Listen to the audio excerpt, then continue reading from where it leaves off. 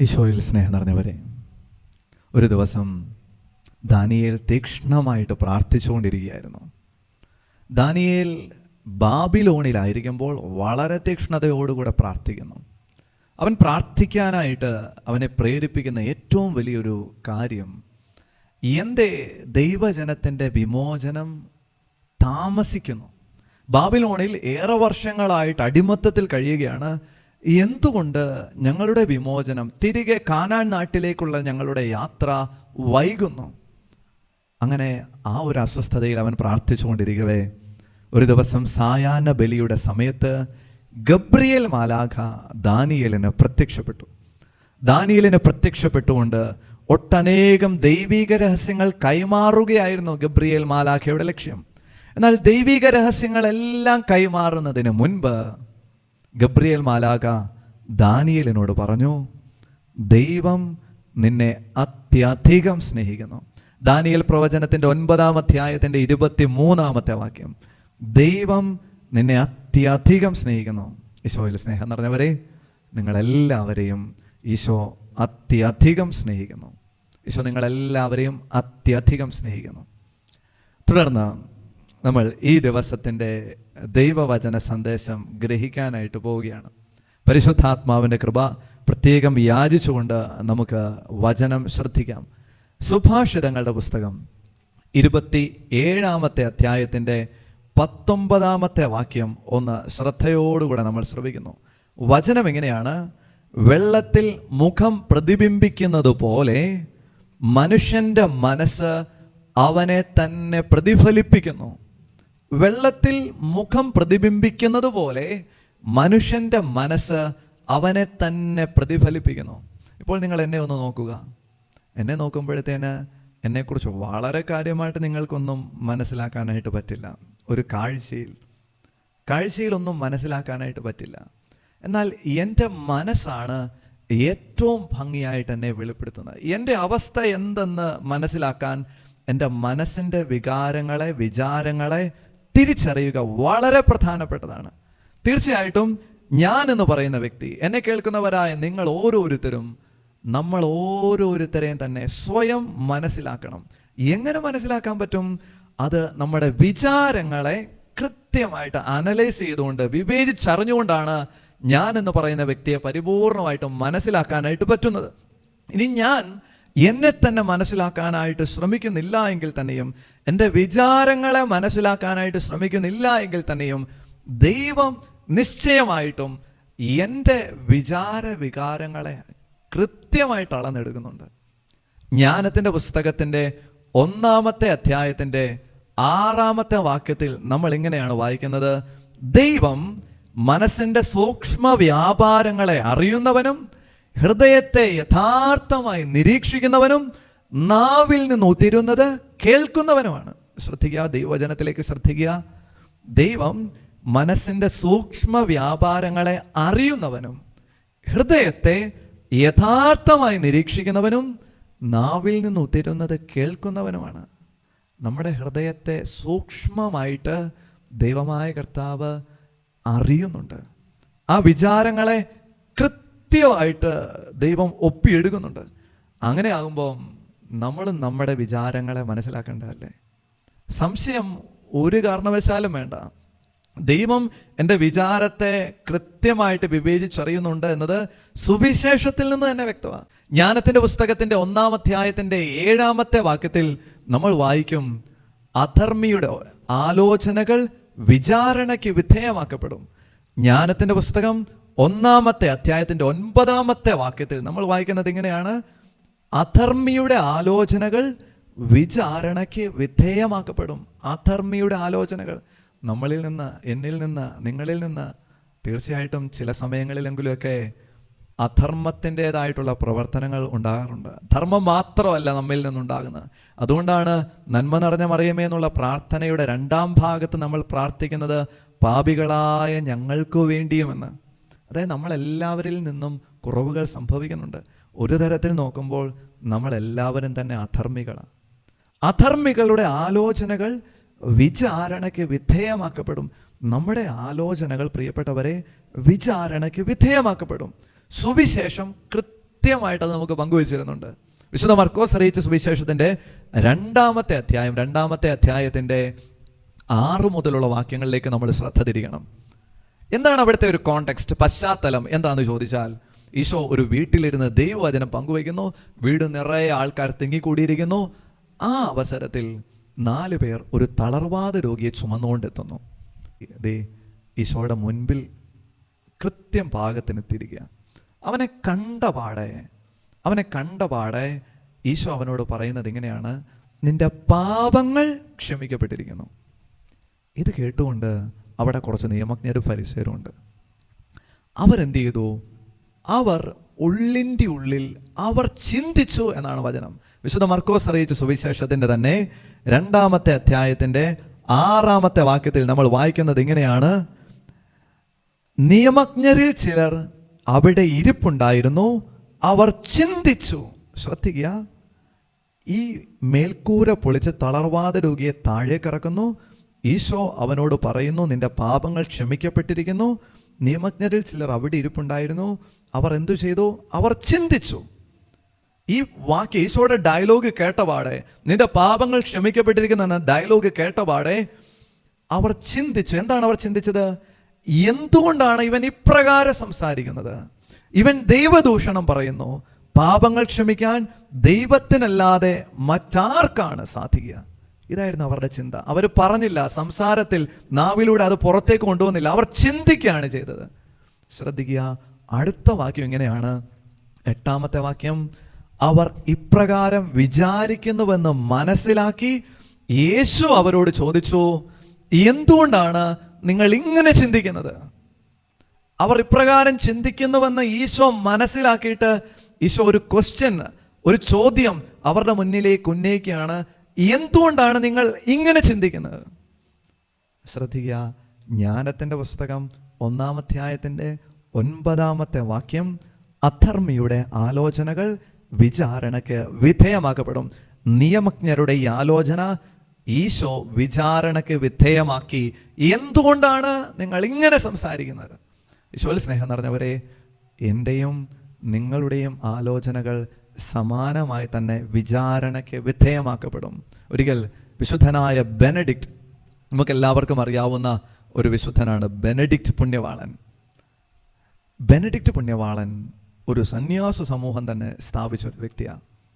അദ്ദേഹം സ്ഥാപിച്ച ആ സന്യാസ സമൂഹത്തിൽ, ബെനഡിക്റ്റൻ ആശ്രമത്തിൽ ഒട്ടനേകം പേർ വന്നു ചേർന്നു. കാലങ്ങളേറെ മുന്നോട്ട് പോയി ബെനഡിക്റ്റ് പുണ്യവാളന് പ്രായാധിക്യത്താൽ കാഴ്ച നഷ്ടപ്പെട്ടിരിക്കുന്നു. അന്ന് ബെനഡിക്റ്റ് പുണ്യവാളൻ താമസിച്ചിരുന്ന ആശ്രമത്തിൻ്റെ സുപ്പീരിയർ അച്ഛൻ ഒരു സന്യാസ സമൂഹം തന്നെ സ്ഥാപിച്ച വ്യക്തിയാണ് ബെനഡിക്റ്റ് പുണ്യവാളൻ എന്ന് ആയതുകൊണ്ട് എല്ലാ രീതിയിലും അദ്ദേഹത്തെ സഹായിക്കാനായിട്ട് ക്രമീകരണങ്ങളെല്ലാം ചെയ്യും. അങ്ങനെ ബെനഡിക്റ്റ് പുണ്യവാളൻ ഭക്ഷണം കഴിക്കാനായിട്ട് വരുമ്പോൾ പോലും വിളക്ക് പിടിച്ചു കൊടുക്കാൻ ഒരാളെ സാധാരണയായി സുപ്പീരിയർ അച്ഛൻ നിയോഗിക്കാറുണ്ട്.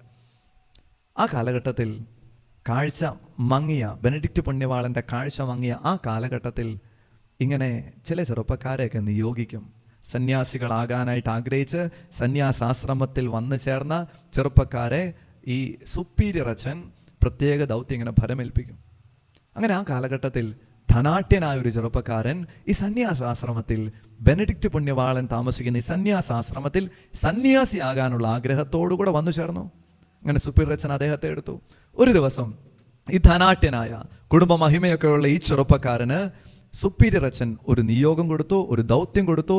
ഇന്ന് രാത്രി ബെനഡിക്റ്റ് പുണ്യവാളൻ കഴിക്കാൻ വരുമ്പോൾ നീയാണ് വിളക്ക് പിടിച്ചു കൊടുക്കേണ്ടത്.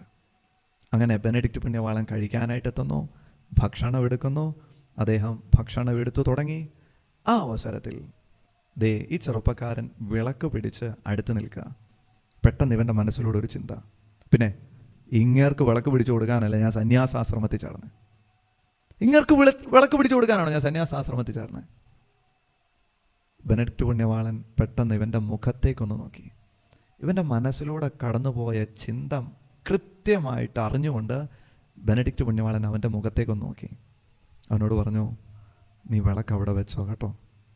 നിന്റെ മനസ്സിലൂടെ കടന്നുപോയ ചിന്ത അത് ദൈവികമല്ല, പൈശാചികമാണ്.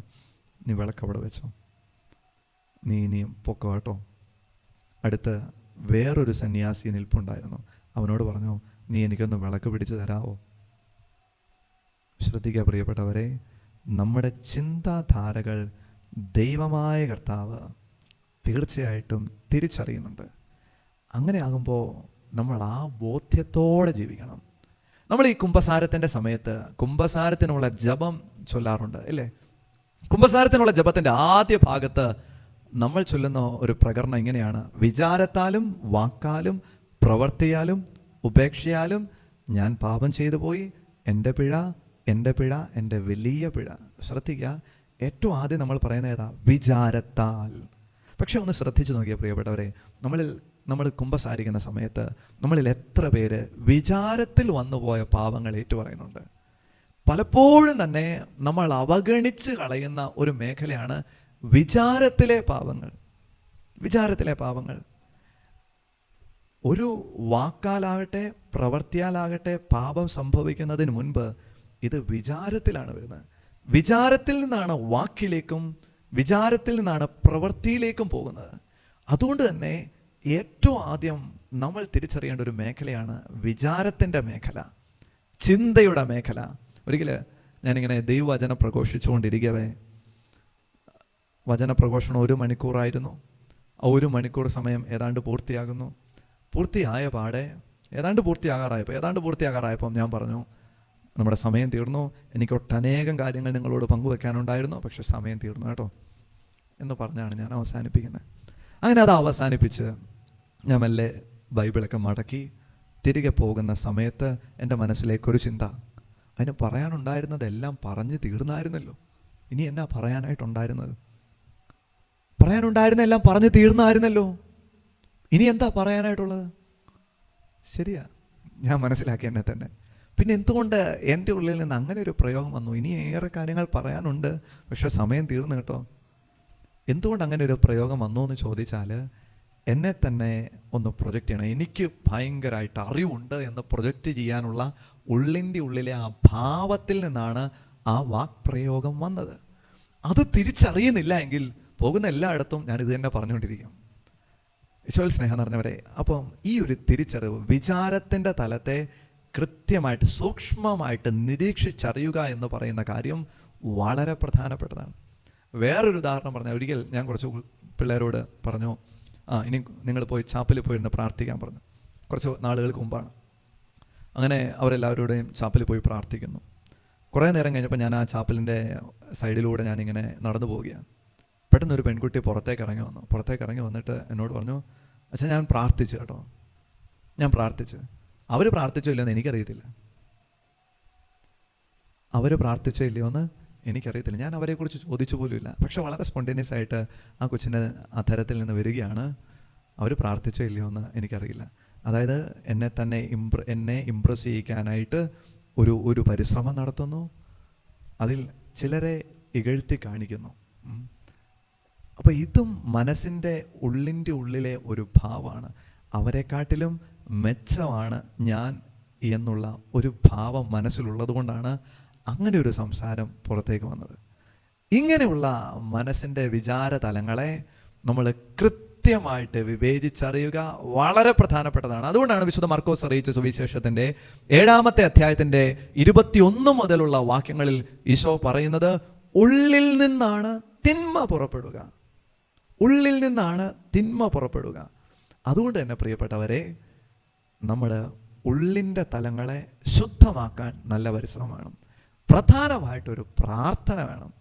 19-ാമത്തെ സങ്കീർത്തനത്തിൻ്റെ 14-ാമത്തെ വാക്യം അതിസുന്ദരമായൊരു പ്രാർത്ഥന നമുക്ക് മുൻപിൽ തുറന്നു വെക്കുന്നുണ്ട്. 19-ാമത്തെ സങ്കീർത്തനത്തിൻ്റെ 14-ാമത്തെ വാക്യം: എൻ്റെ അഭയശിലയും വിമോചകനുമായ കർത്താവേ, എൻ്റെ അധരങ്ങളിലെ വാക്കുകളും ഹൃദയത്തിലെ വിചാരങ്ങളും അങ്ങയുടെ ദൃഷ്ടിയിൽ സ്വീകാര്യമായിരിക്കട്ടെ.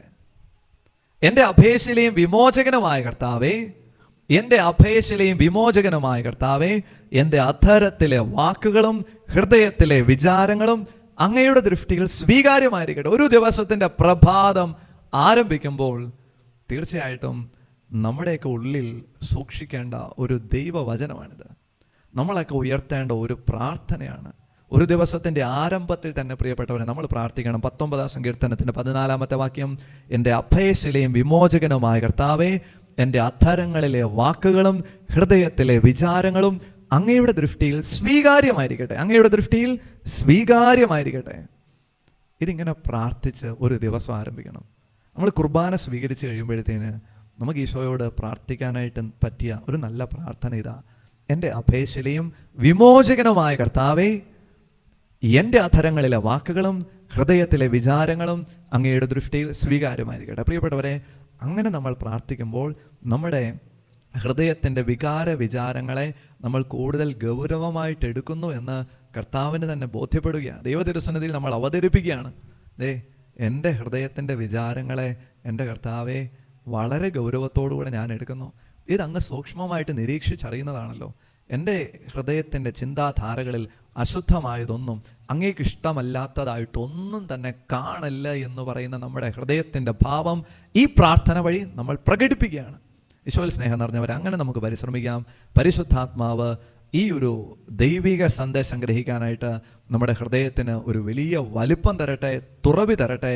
ഹൃദയത്തിൻ്റെ വിചാര വികാരങ്ങൾ, മനസ്സിൻ്റെ സൂക്ഷ്മ വ്യാപാരങ്ങൾ, ഇത് വളരെ പ്രധാനപ്പെട്ടതാണ് ആത്മീയ ജീവിതത്തിൽ. കർത്താവിൻ്റെ ആത്മാവ് നിങ്ങൾ ഓരോരുത്തരെ സമൃദ്ധമായിട്ട് അനുഗ്രഹിക്കട്ടെ. നമ്മുടെ കർത്താവ് ഈശോ മിശിഹായുടെ കൃപയും പിതാവായ ദൈവത്തിൻ്റെ സ്നേഹവും പരിശുദ്ധാത്മാവിൻ്റെ സഹവാസവും നാം എല്ലാവരോടും കൂടെ ഉണ്ടായിരിക്കട്ടെ, ഇപ്പോഴും എപ്പോഴും എന്നേക്കും.